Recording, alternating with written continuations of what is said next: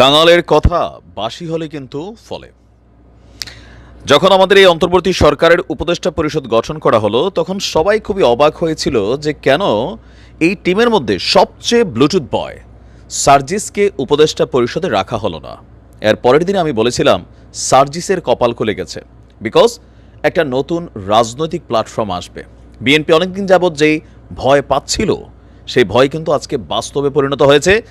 সার্জিস আলম যেই বক্তব্য দিয়েছেন, সেই বক্তব্যের সোজা ক্লিয়ার মেসেজ হচ্ছে নতুন আর একটা রাজনৈতিক দল বাংলাদেশে আসছে। দর্শক, একসময় ছাত্রলীগের দুর্দান্ত প্রতাপশালী, আমি তারে বলবো, তার ভাষণ, বঙ্গবন্ধুকে নিয়ে তার যে বক্তব্য, মানে এমন ক্ষুরধার বক্তব্য বাংলাদেশ ছাত্রলীগের মধ্যে কেন্দ্রীয় কমিটির কোনো নেতাও কখনো দিতে পারে নাই। যেভাবে সে বলতেছিল আমার বঙ্গবন্ধু কবর থেকে দেখছে, আমার বঙ্গবন্ধুকে ব্রিটিশ প্রধানমন্ত্রী কিভাবে রেসপেক্ট করেছে, তারই ভাষণ নামি দামি মন্ত্রী এমপিদের সামনে সবাই অবাক হয়ে শুনছিল। তখন থেকে বোঝা গেছিল যে এই ছেলেটার মধ্যে রাজনৈতিক ক্যাপাবিলিটি আছে। -2 ফর্মুলা নয়, আসতে যাচ্ছে +2 ফর্মুলা। গতকালকে সার্জিস আলম গভীর রাতে একটা সাংবাদিকদের সাথে তার বক্তব্য দিয়েছেন। সেখানে প্রশ্ন ছিল যে বলা হচ্ছে -2 আসলে কি। তো সার্জিস বলছেন যে আমরা যে প্ল্যাটফর্মটা তৈরি করেছি, এই প্ল্যাটফর্মটা এই মুহূর্তে ছাত্র প্লাস জনতাকে কানেক্ট করে নতুন একটা মাত্রায় আমরা নিতে যাচ্ছি। ওয়াই? কারণ যে কোনো সময় শেখ হাসিনা অথবা তাদের দোসররা আবারও এখানে ফিরে আসার চেষ্টা করতে পারে। তো তাদেরকে প্রতিহত করতে হলে, তাদেরকে আটকাতে হলে একটা সমর্থন লাগবে, একটা প্ল্যাটফর্ম লাগবে। তো সেই প্ল্যাটফর্মের লক্ষ্যেই জাতীয় নাগরিক কমিটি যেটা, সেইটা বাংলাদেশের বিভিন্ন জায়গায় কাজ করে যাচ্ছে। আর বৈষম্য বিরোধী ছাত্র আন্দোলনটা যেটা ছিল, এটা ছাত্র প্লাস জনতা। সার্জিসের ক্লিয়ার মেসেজ, জামাত হোক আর বিএনপি হোক, গত 16 বছর সরকার পতনের জন্য কারোরই ক্যাপাবিলিটি ছিল না, যেটা ছাত্ররা করেছে। এবার ছাত্রদেরকে বিএনপি বলছে বিএনপি সাপোর্ট দিছে, জামাত বলছে ফুল সাপোর্ট দিছে, এবার তারা বলছে আমরা তরুণরা করছি। সো নতুন বাংলাদেশে মানুষ একটা পরিবর্তন চায়, সেই পরিবর্তনে নতুন একটা রাজনৈতিক দলও কিন্তু মানুষ চাচ্ছে। যদি এই দেশের ছাত্র জনতা চায়, অবশ্যই এখানে -2 দলের পরিবর্তে +2 দল আসবে। তাহলে রাজনৈতিক দলগুলা যেই সিস্টেমে গত 53 বছর বাংলাদেশে রাজনীতি করেছে, সেখানে আমূল পরিবর্তন হবে। তাদের মধ্যে একটা ভয় থাকবে যে আমরা যখন রাষ্ট্র ক্ষমতায় থাকছি, এখন একটা সবারই কাছে এরকম থাকে আওয়ামী লীগের বিকল্প বিএনপি, বিএনপির বিকল্প আওয়ামী লীগ, এখানে আর কোনো বিকল্প নেই। বাট ছাত্ররা মনে করছে, সার্জিস আলোচনা মনে করছে এখানে একটা নতুন বিকল্প দরকার, আর সেই বিকল্প একের অধিকে আসা উচিত। তাহলে আমাদের যে বাকি রাজনৈতিক দলগুলো আছে তাদের মধ্যে টনক নড়বে যে না, এখন আর আগের মতন চাইলেই আমরা যা খুশি তাই করতে পারবো না।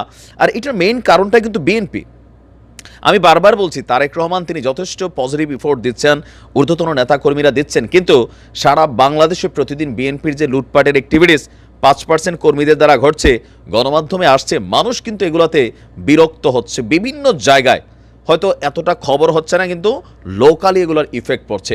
আর এই জিনিসটাকেই তারা কিন্তু বলছে বারবার যে এক লুটেরাদের হাত থেকে আরেক লুটেরাদের কাছে বাংলাদেশকে দিবে না। বাংলাদেশের মানুষ এখানে পরিবর্তন চায়, নতুনত্ব চায়। সার্জিসের গতকালকের বক্তব্য শোনার পরে যার মাথায় এখনও মনে হচ্ছে যে ছাত্ররা আর কিছু করবে না, সেটা হচ্ছে ভুল। ক্লিয়ার মেসেজ, যদি বাংলাদেশের জনগণ চায়, তাহলে জনতার যদি দাবি থাকে, তাহলে নতুন রাজনৈতিক দল আসবে। আর সেটার সপক্ষেও সার্জিস যথেষ্ট পজিটিভ বক্তব্য দিয়েছে। এবার আসুন, আমি তখন ভিডিওটাতে কি বলেছিলাম।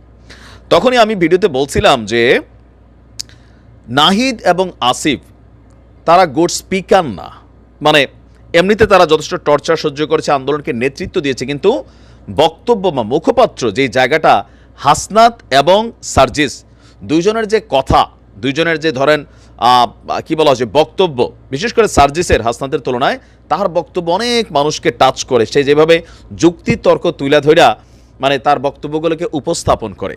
তো ফাইনালি বিএনপি যেটা ভয় পাচ্ছিল, সেই ভয়ে কিন্তু এখন বাস্তবে পরিণত হচ্ছে। আপনি নিশ্চিত থাকেন যে আগামী নির্বাচনের আগে যে কোনো নামে এই বৈষম্য বিরোধী ছাত্র রাজনৈতিক যে দলরা আছেন, তারা রাজনৈতিক দলে কনভার্টেড হবেন। ইভেন তারা চাচ্ছে ছাত্রদের সাথে জনতাকে কানেক্ট করে ছাত্র জনতার দাবি হিসাবে, চাহিদা হিসাবে নতুন একটা দলের আত্মপ্রকাশ ঘটুক। ইভেন তারাও যথেষ্ট পজিটিভ ইফোর্টও কিন্তু ট্রাই করছে। কোনটা? বিভিন্ন জায়গায় তারা সমন্বয় কমিটি করছে, আপনারা দেখছেন সারা বাংলাদেশে। তো কিছুটা সমালোচিত আছে, তারা বিতর্কও আছে, কিন্তু রাজনীতির মাঠে আসলে কতটুকু সফল হবে? কেউ কেউ বলছেন যে অবশ্যই এরা ভালো করবে, কারণ বাংলাদেশের মানুষ নতুনত্ব চায়, বিকল্প চায়, কিন্তু বিকল্প তো নাই।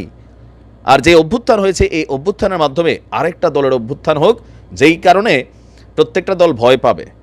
এখন আমার কাছে একটা প্রশ্ন, আমি নর্মালি যতটুকু ক্যালকুলেশন করি, এই আন্দোলনের চার্জিসদের পিছনে যারা আছে, এখনও সেখানে জামাত ইসলামের হাজার হাজার নেতাকর্মী এদের সাথে কানেক্টেড, বিএনপি কিছুটা সরে গেছে, গণ অধিকার পরিষদ কানেক্টেড।